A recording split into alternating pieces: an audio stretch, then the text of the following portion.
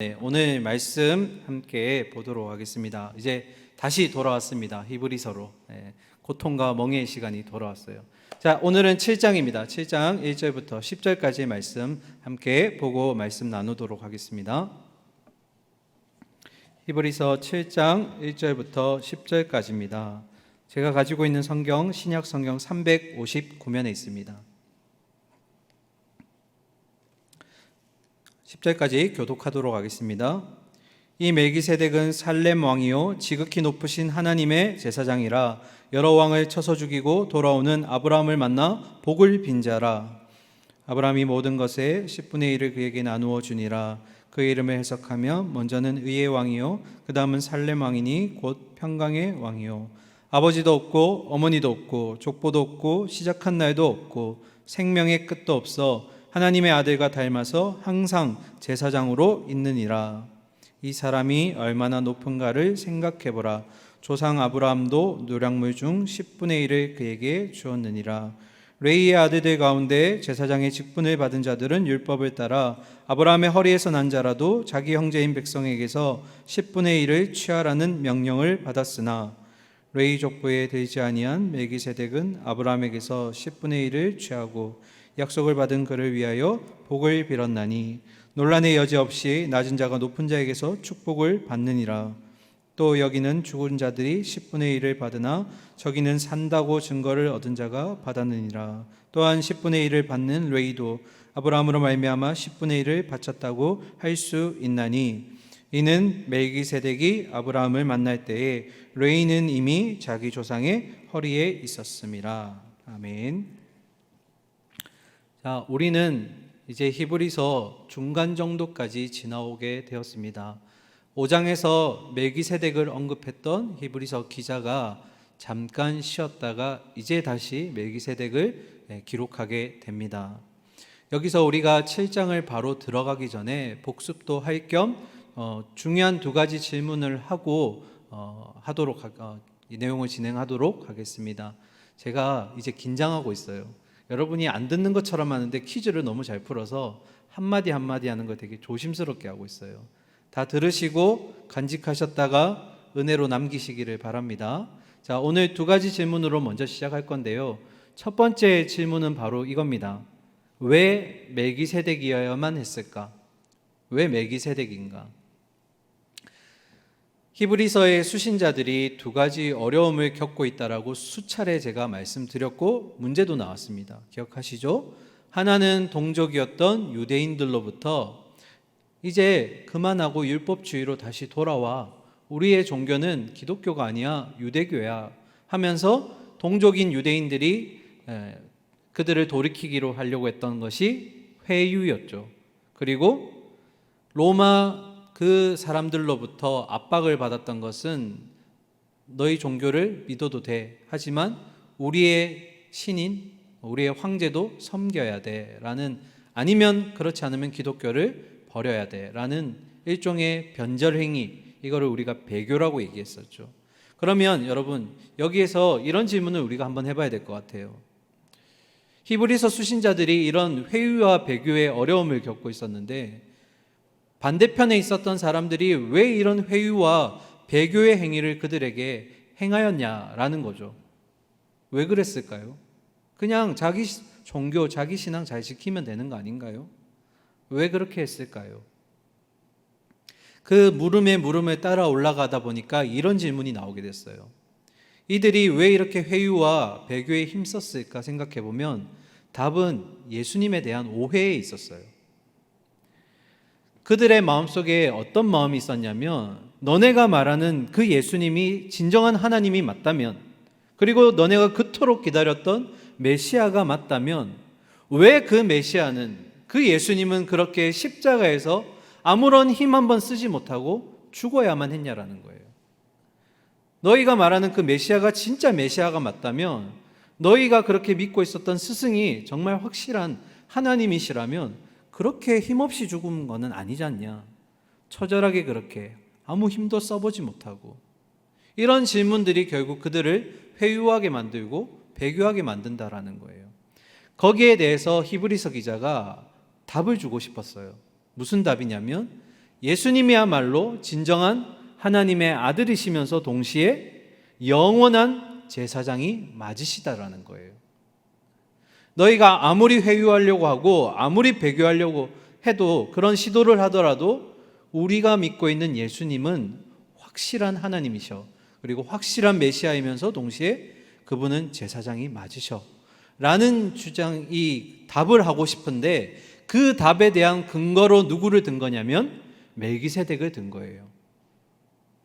그러면 우리에게 또 다른 궁금증이 생겨요.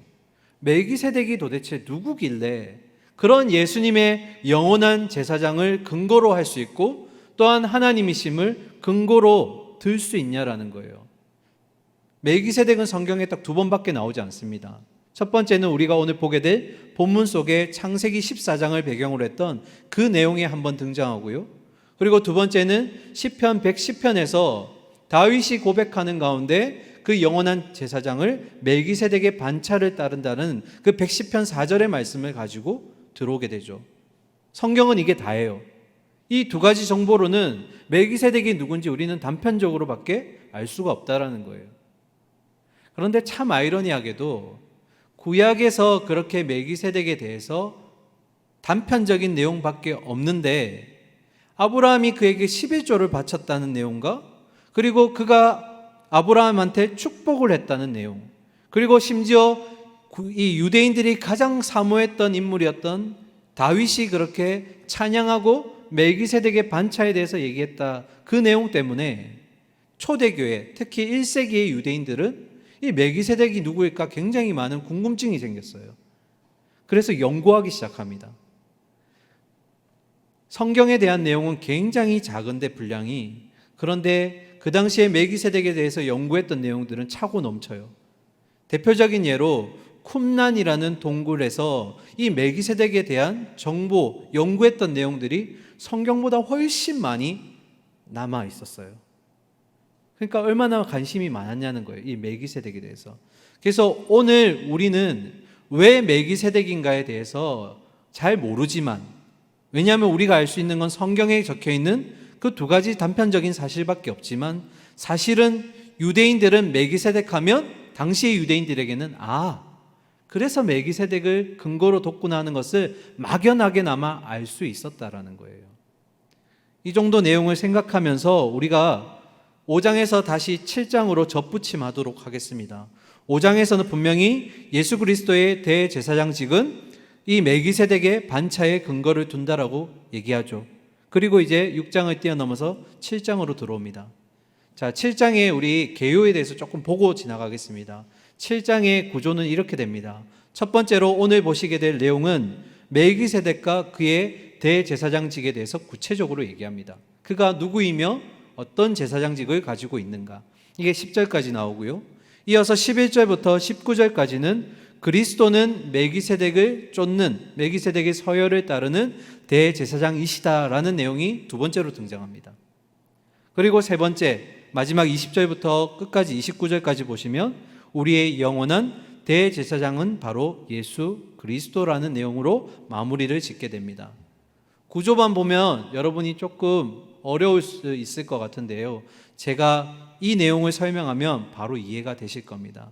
히브리서 기자는 친절하게 이 7장을 3단론법의 형태로 만들어요. 여러분 중고등학교 때 문학 배우면서 3단론법 배워보셨죠? 과학에도 있었고요. A는 B다, B는 C다. 그럼 마지막 결론이 뭐죠? A는 C다. 이렇게 기자가 기록하게 돼요. 그럼 한번 볼까요? 첫 번째 A에 해당하는 것이 뭐냐면 그리스도예요. 그리스도는 B, 멜기세덱의 반차를 쫓는 제사장이십니다. 이게 A는 B예요. 이해가 되셨죠? 그러면 이제 B가 나와야겠죠. B가 뭐였죠? 멜기세덱의 반차를 쫓는 제사장은 레위의 반차를 쫓는 제사장들, 이게 C가 됩니다. 그들보다 우월합니다. 그러면 A는 C가 되겠죠. 결론은 뭐죠? 그리스도는 레위를 따르는 반차에 속한 제사장들보다 뭐하다는 거예요? 우월하다. 이걸 지금 7장을 통해서 지금 히브리서 기자가 기록하고 있어요. 쉽죠? A는 B였고 B는 C였고 마지막 A는 C다라는 것. 네. 자, 마지막 본문 들어가기 전에 하나만 더 보고 갑시다. 우리가 예수님 시대의 역사적 배경을 잠시 살펴보면 원래 대제사장은 몇 명이어야 되죠? 너무 쉬운 질문이죠. 한 명이에요. 그리고 이 대제사장은 종신직입니다. 그러니까 그 역할을 다하고 목숨이 끝나야 다음 대제사장이 세워지는 거예요. 종신직이죠.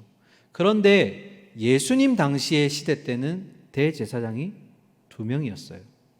그런데 이것도 드러난 대제사장이 2명이지 실제로는 기록에 의하면 5명, 6명이 됐다고 얘기해요.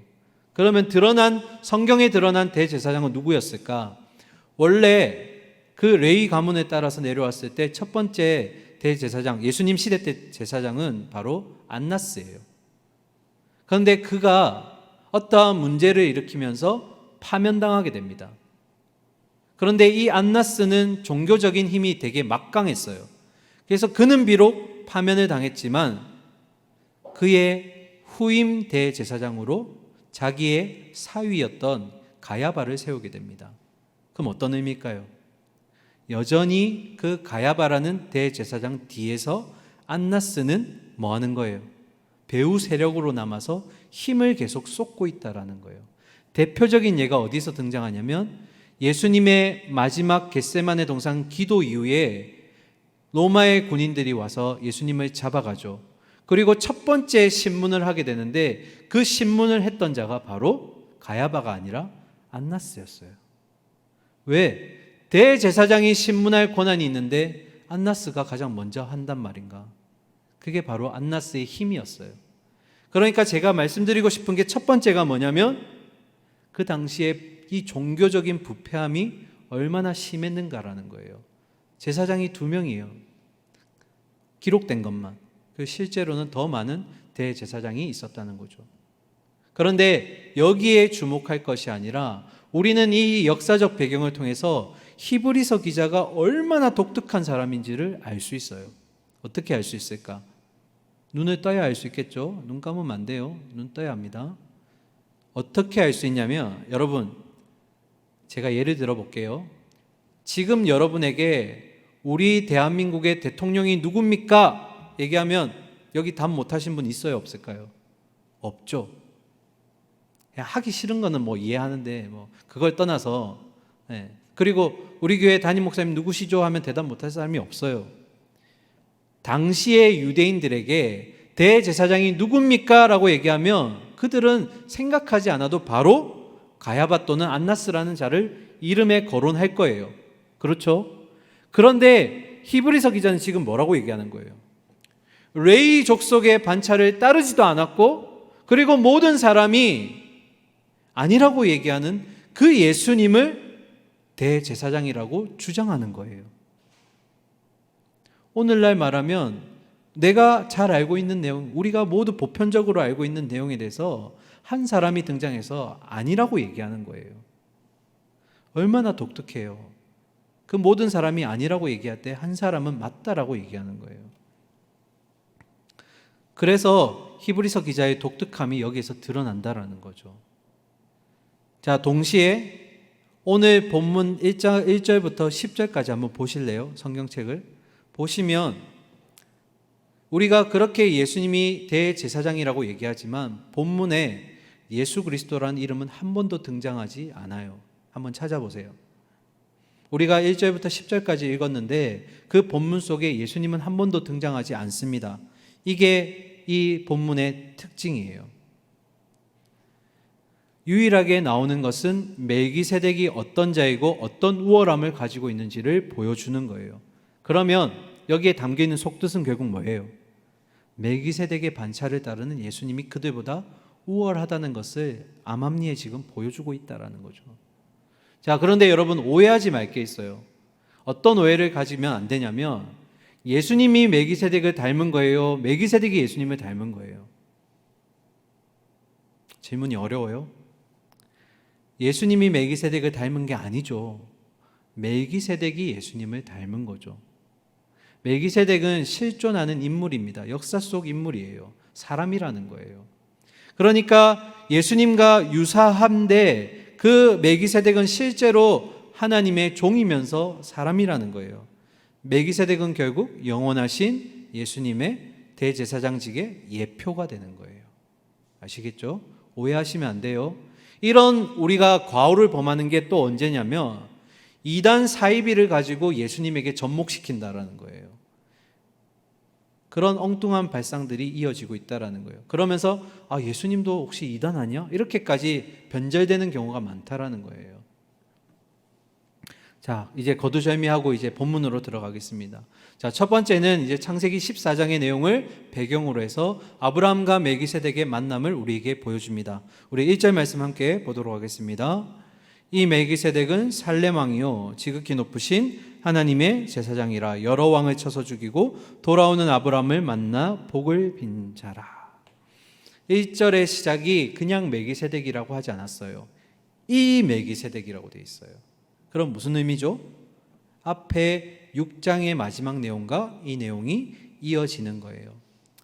여러분, 원래는 6장을 복습해야겠지만 그러면 시간이 너무 많이 걸릴 것 같아서 생략하고 연결된다는 것만 얘기하겠습니다. 6장의 내용을 한번 떠올려 보시면서 7장으로 들어가겠습니다. 자, 1절부터 시작해서 3절까지인가요? 보시면 멜기세덱에 대한 정보가 무려 8가지가 등장합니다. 한번 한 개씩 보도록 하겠습니다. 1절에 3가지가 나옵니다. 첫 번째는 살렘의 왕이요. 이 살렘은 예루살렘을 얘기합니다. 우리가 아는 그 예루살렘이에요. 그러니까 아브라함이 있을 당시에 이 예루살렘 지역을 다스렸던 왕이 멜기세덱입니다. 그런데 여러분 기억하실 것은 살렘이란 뜻이 이 샬롬과 똑같은 그 단어로 포함이 됩니다. 그래서 평안 또는 평강의 뜻을 가지고 있습니다. 나중에 보실 거예요. 자, 두 번째, 지극히 높으신 하나님의 제사장입니다 라고 소개하고 있는데 사실은 이 문구 그대로 창세기 14장에 보시면 3번이나 똑같은 문구가 나옵니다. 그러니까 창세기 14장의 문구를 그대로 히브리서 기자가 가지고 온 거예요. 그리고 세 번째, 아브라함을 만나서 복을 빈 자라고 되어 있어요. 그러니까 아브라함을 축복한 자가 멜기세덱입니다. 여기에 이제 3가지 정보가 나오고요. 2절 볼까요? 아브라함이 모든 것의 10분의 1을 그에게 나누어 주니라. 그 이름을 해석하면 먼저는 의의 왕이요 그 다음은 살렘 왕이니 곧 평강의 왕이요. 자, 2절에도 3가지가 정보가 등장합니다. 네 번째로 아브라함이 모든 것의 10분의 1을 멜기세덱에게 주었다라고 기록하고 있죠. 우리 창세기 14장 내용을 한번 조금만 제가 설명해 드릴게요. 이 가나안 북쪽 지역에 동맹을 맺은 연합군들이 소돔과 고모라 지역에 침략하게 됩니다. 이때 그 지역에 있었던 백성들 뿐만 아니라 아브라함의 조카였던 롯도 거기에서 피해를 입게 돼요. 그리고 조카 롯은 그의 가족들과 함께 끌려가게 돼요. 전쟁 포로로. 그 소식을 들은 아브라함이 자기가 훈련시키고 기른 정예 부대 318명이었던가요? 그 멤버를 가지고 기습을 합니다. 그리고 이겨요. 이 당시에는 전쟁을 하게 되면 승리했을 때 그들이 가지고 있었던 그 물건 소유들을 취하게 돼요. 이게 전리품이라고 얘기하잖아요.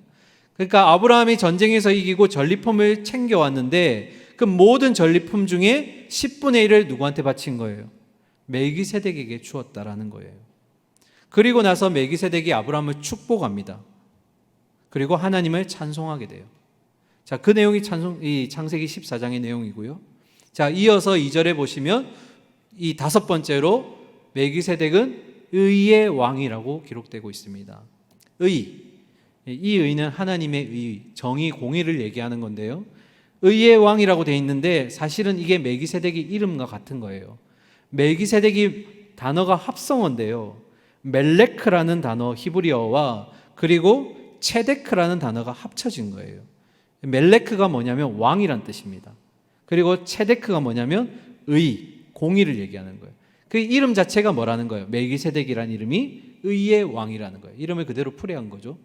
그리고 마지막 6번째, 살레망, 이건 제가 방금 소개했죠. 아까 살렘이라는 뜻이 뭐라고요? 샬롬과 같다, 평강. 그래서 2절의 마지막에 보면 그 다음은 살렘 왕이니 곧 평강의 왕이다 해석해 준 거예요. 자, 그러면 2절을 그냥 넘어가면 좋은데 제가 여기서 부딪히는 게 하나 있었어요. 단순한 소개잖아요. 그냥 그러면 10분의 1 주었고 의의 왕이며 살렘 왕입니다 이렇게 얘기하면 되는데 2절 다시 한번 보실래요? 2절을 보시면 어디가 문제가 되냐면 중반절부터 그 이름을 해석하면 의의 왕 앞에 한 단어가 붙어요. 뭐죠? 먼저는. 그리고 나서 그 다음은 살렘 왕이라고 되어 있어요. 아니 목사님 뭐 굳이 넘어가도 될 것 같은데요, 소개한 거 아닌가요? 아니에요. 오늘 우리의 이 설교의 핵심과 그 내용들이 여기에 담겨 있어요. 한번 들어보세요. 히브리서 기자가 왜 먼저는가 그 다음이라는 단어를 일부러 썼을까? 이게 우리의 질문이에요. 한번 거슬러 올라가 볼게요. 하나님이 창세 때 모든 생명들을 창조하시고 마지막에 그의 형상을 닮은 사람을 만드셨죠. 그리고 그로 하여금 그 언약의 동산인 에덴 동산을 다스리는 청지기직을 주게 됩니다. 그런데 모든 것을 마음대로 할 수 있는데 단 한 가지 하지 말라고 하신 게 있어요. 뭐였죠? 선악을 알게 하는 나무의 열매를 먹지 말라라고 얘기했어요. 그러면 내가 어떻게 된다고요? 정령 죽는다. 그런데 어떻게 됐어요? 그 정욕으로 인해서 결국 넘어졌고 죄가 이 속으로 들어오게 되었어요. 여러분, 죄의 결과가 뭐라고 얘기했어요? 사망이라고 얘기했잖아요. 그러면 아담과 하와는 죽어 마땅한 자였어요.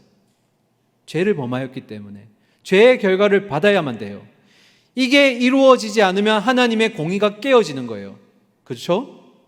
그런데 죄 있는 자가 죄 있는 자의 죄를 문제를 해결할 수가 없는 거예요. 그래서 하나님은 결심하셨죠. 누구를 보내시기로?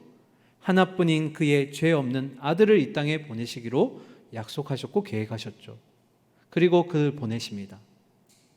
그는 이 땅에서 3년의 공생의 사역 기간 동안 구약의 많은 성경의 말씀들을 풀어서 해석해 주었고, 그리고 메시아로서 병들고 아픈 자들을 치유하여 주었죠. 그리고 그는 마지막 하나님의 가장 큰 뜻이었던 그 십자가를 지게 됩니다. 그 십자가는 누구의 죄였죠? 예수님의 죄였던가요? 아니죠. 저와 여러분, 이 모든 아담의 후손들의 근본 죄였어요. 그 예수님이 죽으심으로 말미암아 깨어졌던 하나님과 우리와의 길이 열려지게 되었죠. 그러면서 회복이 일어났죠. 그걸 뭐라고 얘기하나요? 평강이라고 얘기해요. 평안이 열렸다고요. 여러분, 성경에서 말하는 평안은 사전적인 의미에서 평안과 완전히 다릅니다. 사전적인 의미에서 평안은 뭐예요? 내 안에 근심 걱정이 없거나 내 주변의 일상 가운데 아무런 위험한 일이 생기지 않는 것, 이런 것들을 평안이라고 얘기해요. 그런데 성경에서 말하는 평안은 뭐냐면 하나님과 나 사이의 관계가 회복된 것을 평안이라고 얘기해요. 그 관계성을 얘기할 때는 평강 또는 평안이라고 얘기하고, 그런 상태를 얘기할 때는 평화라고 얘기합니다. 단어 구별을 좀 할게요. 그래서 여러분, 자세히 보시면 십자가를 지셔야만 했던 예수님은 하나님의 공의가 이루어지도록 하신 분이에요. 그 결과가 뭐였어요? 우리와 하나님의 깨어진 관계가 회복되었고 평안이 열리게 된 거예요. 그래서 먼저는 공의가 이루어져야 되는 거고, 그 다음 결과는 뭐예요? 평강이 나왔다라는 거예요. 지금 그 얘기가 뭐예요? 2절 얘기예요. 단순히 그는 의의 왕이요 그 다음은 그냥 살렘 왕이라고 소개하지 않고, 먼저는 의의 왕이요 그 다음은 살렘 왕입니다 하는 것은 먼저 이 공의가 하나님 가운데 이루어져야 되고, 그 공의를 이루심으로써 우리 안에 깨어졌던 하나님과 우리 사이에 평안의 관계, 샬롬의 관계가 들어왔다라는 거예요. 이 문장은 그런 겁니다. 그래서 예수님이 우리에게 필요한 거예요. 결론에 가서 다시 이 부분에 대해서 나누도록 하겠습니다. 기억하시고요. 이제 3절 넘어가겠습니다. 또 다른 정보가 2가지가 들어와 있어요. 아버지도 없고 어머니도 없고 족보도 없고 시작한 날도 없고 생명의 끝도 없어 하나님의 아들과 닮아서 항상 제사장으로 있느니라. 자, 3절은 없고 시리즈입니다. 아비도 없고 어미도 없고 태어난 날도 없고 사망도 없고. 좀 이상하지 않나요? 제가 분명히 역사 속에 실존하는 인물이 멜기세덱이라고 얘기했는데 지금 아비도 없고 어미도 없고 태어난 날도 사망한 날도 없고 족보가 없대요. 이게 무슨 일이고? 사람인데, 그죠? 7번에 7번째 정보가 뭐냐면 족보가 없다는 거고 8번째가 출생과 사망이 없다라는 거예요. 그럼 이거 어떻게 해석해야 될까? 이건 여러분 문학적으로 이해하셔야 됩니다. 성경이 기록될 때 세 가지의 어떤 부류로 기록이 돼요. 첫 번째는 역사적 장르를 사용합니다. 어떤 있었던 사건에 대해서 역사적인 관점에서 기록을 하고요. 두 번째는 신학적인 관점이에요. 이것이 무슨 의미인지에 대해서 신학적으로 풀어줍니다. 그리고 마지막 세 번째가 그 유대인들이 즐겨 사용했던 문학적인 장르를 이용하게 돼요. 그럼 이 문학적인 장르는 어떤 그 문학이냐면 어떤 목사님이 이렇게 표현하시더라고요. 저도 참 그게 와닿았는데 침묵 기법이라고 얘기해요. 어떤 의미냐면 내가 필요한 정보를 효과적으로 전달하기 위해서 나머지는 다 침묵시킨다라는 거예요. 그러니까 아비도 없고 어미도 없고 태어난 날도 없고 사망한 날도 없다는 것은 문자 그대로 그게 없다라는 의미가 아니라 이걸 침묵시킨다라는 거예요. 그러면 뭘 드러내고 싶어서 그렇게 했을까? 그 힌트는 어디에 있냐면 3절 중반절에 하나님의 아들과 닮아서.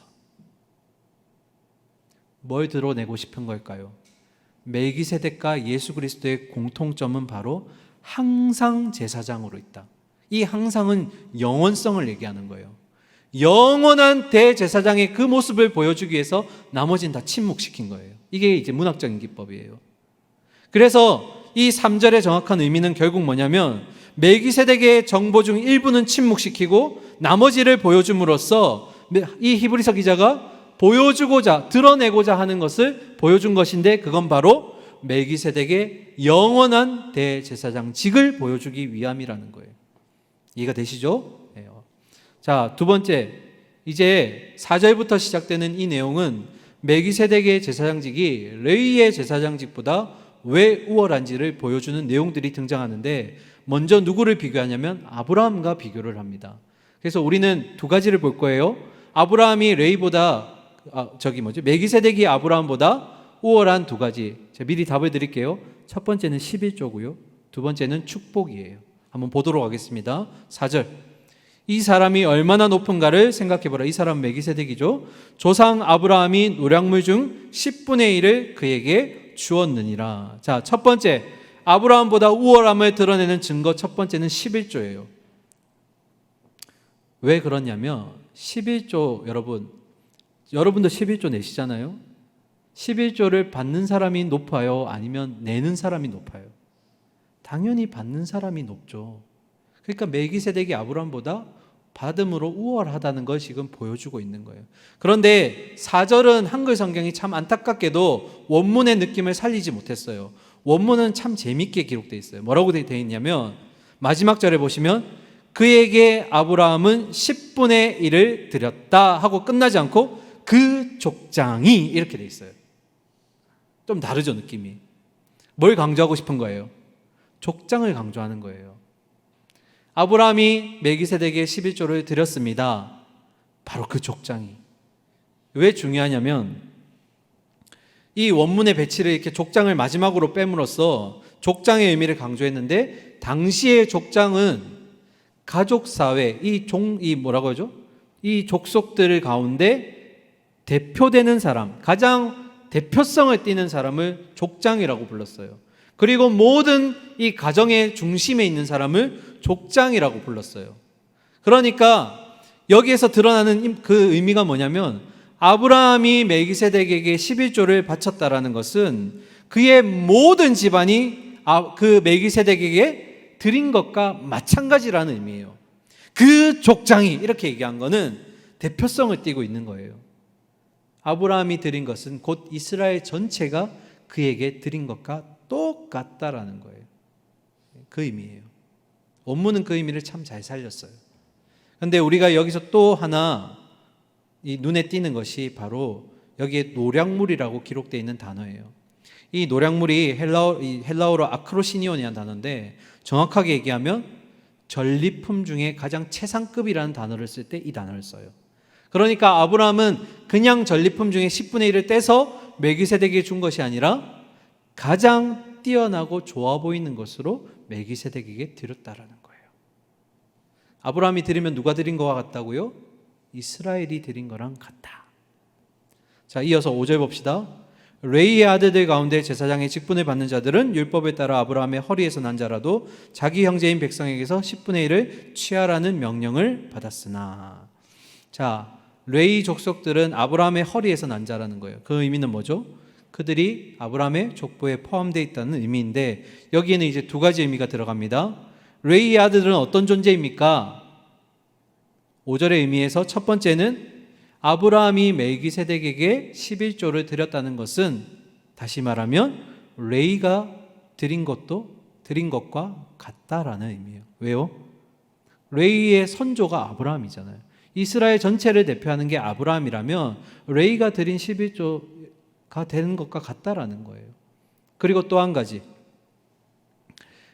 그들 중에 제사장의 직분을 받는 자들은 율법을 따라서 자기 백성에게 10분의 1을 취한다라는 율법을 따르고 있는 자들이 레위 족속이에요. 여러분 기억나시죠? 레위 족속은 소유가 없습니다. 그래서 모든 11지파 가운데 흩어져 살면서 그들이 예배 가운데 드리는 11조를 취해서 살아가죠. 그죠? 그리고 그들은 성읍도 없었어요. 각 지파별로 흩어져 있었습니다. 왜요? 그들은 온전히 제사만 주관하고 하나님과 관련된 일을 하기 때문에 분깃이 필요 없다. 너희가 그 분깃을 채워주라고 되어 있어요. 그래서 레위 족속은 율법을 따르는 자라는 게 지금 5절의 나머지 설명이에요. 자, 빨리빨리 갑시다. 6절. 레위 족보에 들지 아니한 멜기세덱은 아브라함에게서 10분의 1을 취하고 약속을 받은 그를 위하여 복을 빌었다. 자, 멜기세덱은 중요한 게 있죠. 레위 족속에 속한대요, 안 속한대요? 속하지 않는다고 돼 있어요. 그리고 아브라함에게서 11조를 취하였다. 그리고 마지막 그에게 축복해줬다. 이 의미는 6절의 의미는 정확하게 뭐라면 멜기세덱은 그 율법을 지키는 레위 족속들, 그들을 그 레위의 제사장들과는 다르다라는 거예요. 관계가 없다라는 얘기를 지금 하고 싶은 거예요. 이게 왜 중요할까요? 지금 드러나고 있지 않지만 멜기세덱의 서열을 따라 들어오신 예수님은 결국 레위 지파에 속하지 않는다, 관계가 없다는 내용과 같다라는 거예요. 숨겨져 있는 내용이죠. 자, 이제 7절에서 두 번째 아브라함보다 우월함을 드러내는 축복이 등장합니다. 7절 우리 잠독 깰 겸 같이 읽읍시다. 7절 시작. 논란의 여지 없이 낮은 자가 높은 자에게서 축복을 받느니라. 뒤집어서 얘기하면 높은 자가 낮은 자를 축복할 수 있다. 누가 우월하다는 거예요? 축복을 하는 멜기세덱이 아브라함보다 우월합니다. 그 얘기를 하는 거죠. 11조를 받는 멜기세덱이 우월하고 축복할 수 있는 멜기세덱이 아브라함보다 우월합니다. 자, 이어서 8절. 또 여기는 죽은 자들이 10분의 1을 받으나 저기는 산다고 증거를 얻은 자가 받았느니라. 이제는 직접적으로 얘기해요. 멜기세덱이 레위의 반차를 따르는 제사장들보다 우월한 이유. 제사장들이 아까 율법에 따라서 11조를 그의 형제들에게 받는다라고 얘기했죠. 그런데 문제는 이 제사장들은 시간이 지나면 죽음을 맞이할 수밖에 없고 종신직이지만 죽게 되면 끝난다라는 거예요. 그러면 다음 제사장이 이어가게 되죠. 영원하지 못하다는 거예요. 또 반대로 얘기하면 그에게 10분의 1을 바치는 그 족속들 또한 유한한 존재들이라는 거죠. 그게 무슨 표현이에요 지금? 죽을 자들이 10분의 1을 받는다라는 거예요. 이건 레위 족속의 제사장들을 소개하는 거예요. 그런데 아까 우리가 보았죠? 없고 시리즈. 그 답은 뭐였죠? 멜기세덱은 영원한 제사장입니다 소개했잖아요. 그래서 8절은 그 의미를 다르게 뭐라고 표현한 거예요? 산다고 증거를 얻은 자는 받았다. 이렇게 표현한 거예요. 레위 족속의 제사장과 멜기세덱과 차이를 보여주고 동시에 멜기세덱의 우월함을 지금 보여주고 있는 거예요. 뭘로? 생명의 유한함과 무한성에 대해서. 항상 있는 제사장, 영원한 제사장에 대해서. 자, 이어서 봅시다. 두 번째 우월함에 대해서 보겠습니다. 9절과 10절입니다. 또한 10분의 1을 받는 레위도 아브라함으로 말미암아 10분의 1을 바쳤다고 할 수 있나니 이는 멜기세덱이 아브라함을 만날 때에 레위는 아직 자기 조상의 허리에 있었음이라. 자, 9절 먼저 해결하겠습니다. 율법에 따르면 제사장들 또한 11조를 받은 것에서 10의 11조를 떼서 하나님께 올려드려야 된다고 율법에 기록되어 있어요. 레위 족속들, 그 제사장들은 이 율법을 지켜야 됩니다. 그러면 동시에 레위는 어떻게 멜기세덱에게 11조를 드렸나? 그 표현이 10절에 뭐라고 되어 있어요? 아브라함을 만날 때에 레위는 아직 자기 조상의 어디에 있다고요? 허리에 있다. 이 말은 뭐예요? 아직 생물학적으로 레위 족속은 태어나지 않았다라는 거예요. 아브라함의 후손이지만 여전히 레위는 아브라함의 후예로 아직 태어나지 않은 상태에 있었다. 그런데 아브라함이 대표성을 가지고 멜기세덱에게 11조를 드렸기 때문에 이것은 동시에 말하면 레위가 멜기세덱에게 드린 것과 같고 레위보다 멜기세덱이 우월하다는 것이라는 의미가 이 10절의 의미인 거예요. 결론은 너무 간단해요. 제가 1절부터 10절까지 쭉 풀이해왔는데 결론은 간단합니다. 제가 해볼게요. 멜기세덱은 아브라함보다 뛰어납니다. 레위는 아브라함의 허리에 있습니다. 멜기세덱은 고로 레위보다 뛰어납니다. 멜기세덱의 서열로 오신 예수님은 아브라함과 레위보다 뛰어나십니다. 히브리서 기자는 그래서 멜기세덱을 통해서 예수님의 영원한 대제사장직을 소개하고자 합니다. 이 내용이 10절까지의 내용이에요. 어렵지 않죠? 예수님의 그런 우월성을 멜기세덱을 통해서 간접적으로 지금 보여주고 있는 거예요. 자, 이제 마지막입니다. 이게 질문이 참 중요한 질문이에요. 여러분, 1절부터 10절까지 여러분에게 와닿는 구절이 있던가요? 솔직하게 1절부터 10절까지의 내용 중에 여러분의 일상의 삶, 내가 지금 살아가고 있는 것과 멜기세덱이 도대체 무슨 관계가 있냐라는 거예요. 이 질문하고 싶었던 거예요. 이 내용이 오늘을 살아가는 우리와 특히 나와 무슨 상관이 있냐라는 거예요. 그렇죠? 저도 1절부터 10절까지 내용을 정말 충실히 연구하고 준비했는데 끝나고 나서 되게 허무함을 느꼈어요. 처음에는. 아니, 그래서 이 내용이 나한테 무슨 얘기를 하고 싶은 거야? 내가 오늘을 살아가는 데 있어서 그게 나에게 무슨 도움이 되는 거야? 잘 들어보세요. 많은 사람들이 기독교를 오해합니다. 이 신앙에 대한 결과에 대해서 오해를 해요. 교회에 나오면 복을 받게 될 것입니다라는 내용을, 그 복을 어디에서 찾냐면 사회적이고 현세적이고 유한한 것들로 오해한다라는 거예요. 제가 새가족 교육을 지금 하고 있거든요. 장년층들 하고 있는데 오시는 분들이 예수님 믿으면 복 받아요 라고 했을 때 그 복을 뭘로 생각하냐면 건강, 물질, 명예, 자녀 이런 것들로 오해하세요. 물론 그런 것도 하나님이 주시는 복 가운데 일부일 수 있죠. 그죠? 그런데 이걸 주라고 생각하기 때문에 와서 오히려 신앙생활 하니까 어때요? 더 부딪힘이 많은 거예요. 이전까지 없었던 그런 부딪힘과 어려움들이 생기면서 도대체 복이라는 게 뭔데? 기독교에서 말하는 복은 나를 행복하게 해주지 않는 거야. 왜 나에게 복을 주지 않는 거야? 라고 나온다라는 거예요. 그런데 중요한 건 예수님 시대 때도 이러한 오해를 했던 집단들이 있었어요. 그게 누구냐면 바로 제자들이에요. 예수님 믿고 스승을 따라가면 메시아로 인해서 그들의 삶의 형편이 바뀔 줄 알았어요. 당시의 시대의 압박을 받고 있었던 로마로부터 자유함을 얻을 수 있을 줄 알았고, 마침내 예수님이 멜레크가 되면, 왕이 되시면 이 제자들은 그때 내가 한 자리 하겠지 라는 기대감을 가지고 있었어요.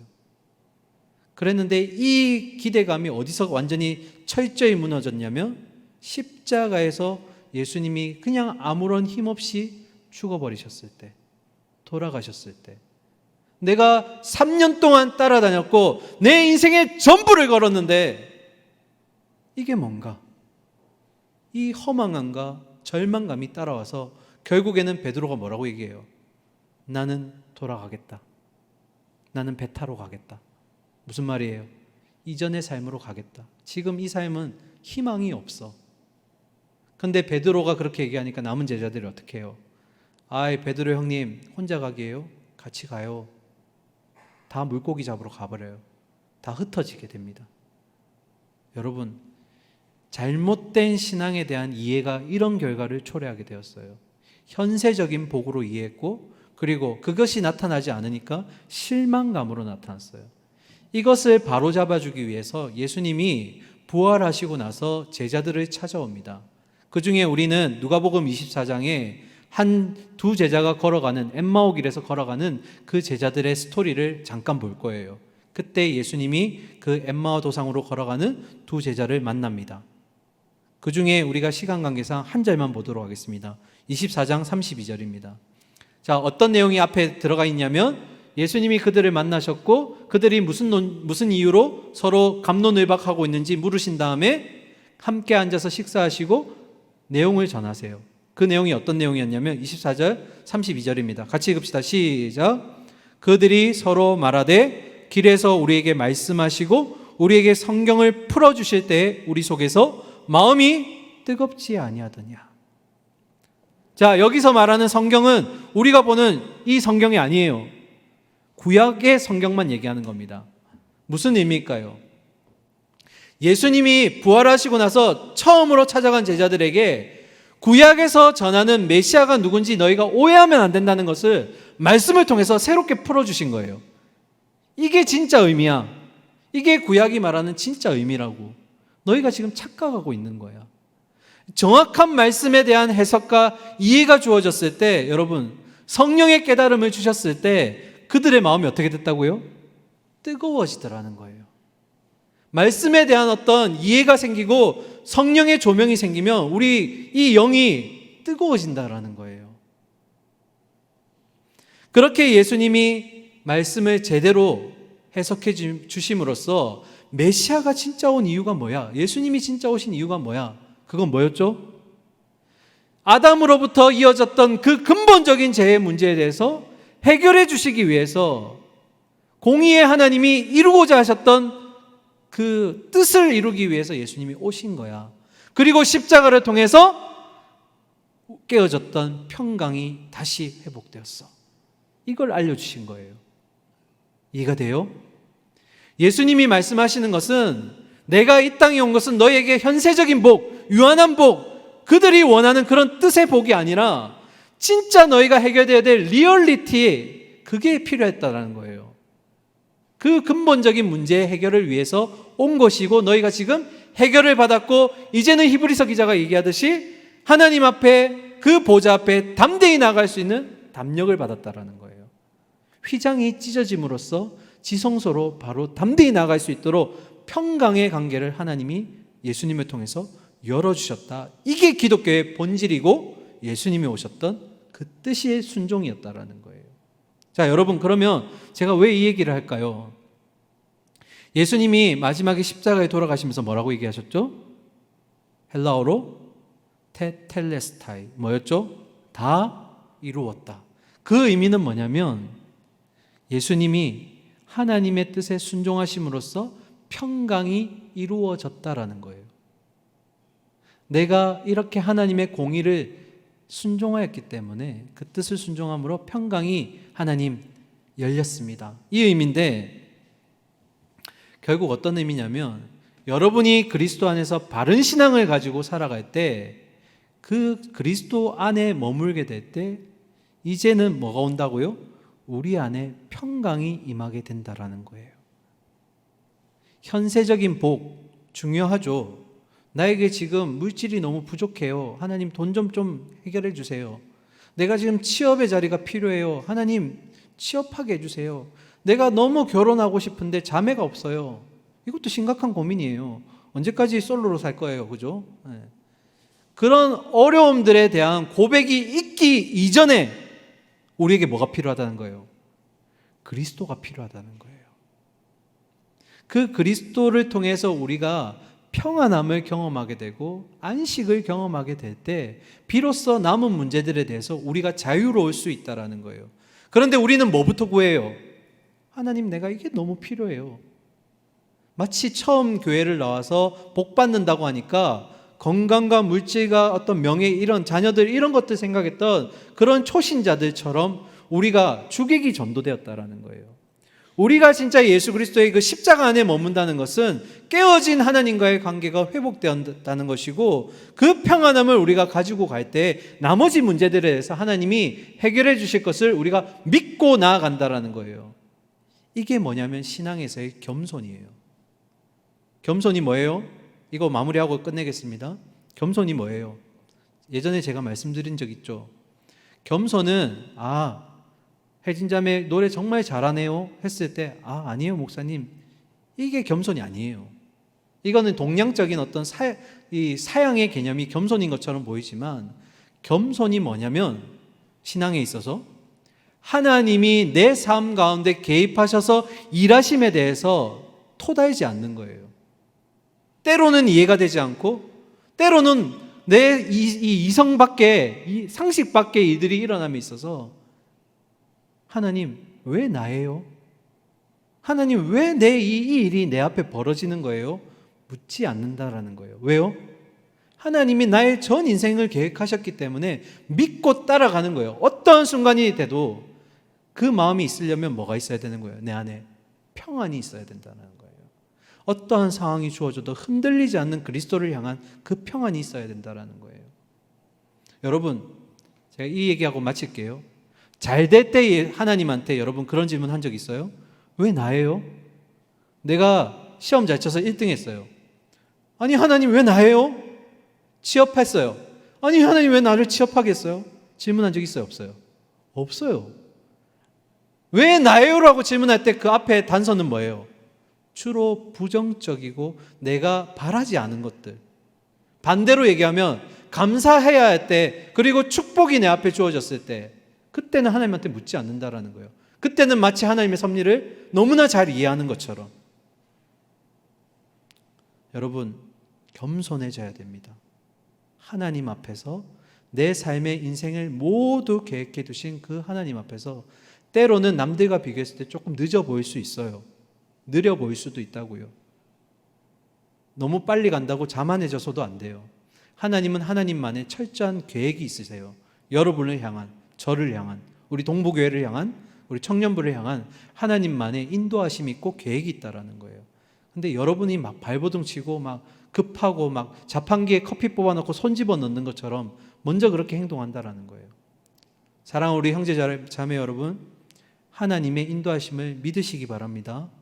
우리의 전 인생을 계획하신 분은 하나님이에요. 그가 오셔서 의를 이루셨고 이제는 평강을 우리에게 주셨어요. 우리 마음이 평안해지면 나머지 문제들에 대해서 하나님의 인도하심을 믿게 됩니다. 그 다윗의 고백처럼 내 평생의 선하심과 인자하심이 정녕 나를 따르니 나는 여호와의 집에 영원히 있을지어다. 할렐루야. 우리에게 그런 믿음이 있어야 될 줄 믿습니다. 이번 한 주의 우리의 삶 가운데 이 멜기세덱을 통한 예수 그리스도의 평강이 여러분의 삶 가운데 임하셔서 때로는 힘든 상황이 오고 어려운 사람이 나를 찾아오더라도 굴복하지 마시고 흔들리지 마시고 주님의 인도하심을 따라 살아가는 우리가 되기를 간절히 소망하고 축원합니다. 아멘. 이 시간 우리 찬양하고 기도의 자리로 나가겠습니다.